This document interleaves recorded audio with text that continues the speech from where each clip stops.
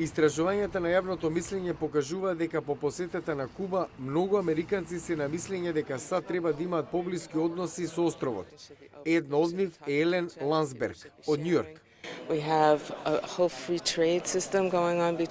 Мислам дека односите треба да бидат отворени. Луѓето треба да разговараат еден со друг.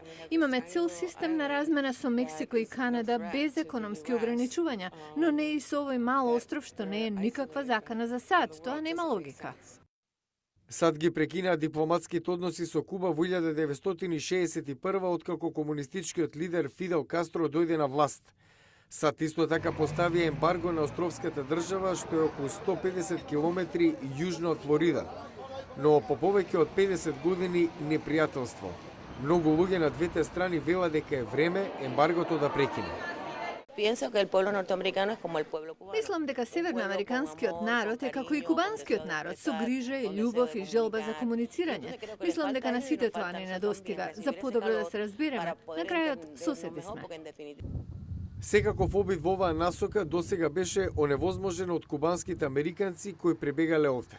Но новата генерација кубански американци родени во САД сакаат да имаат можност да ја посетат земјата на нивните предци.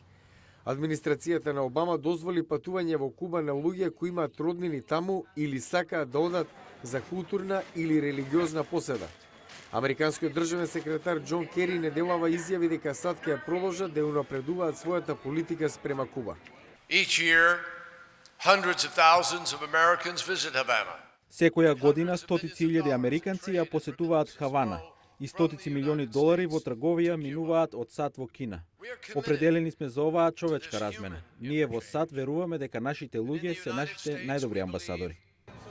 Санчес вели дека кубанската влада почнува да попушта зашто не може да го држи народот во убедување дека комунистичката утопија е реалност.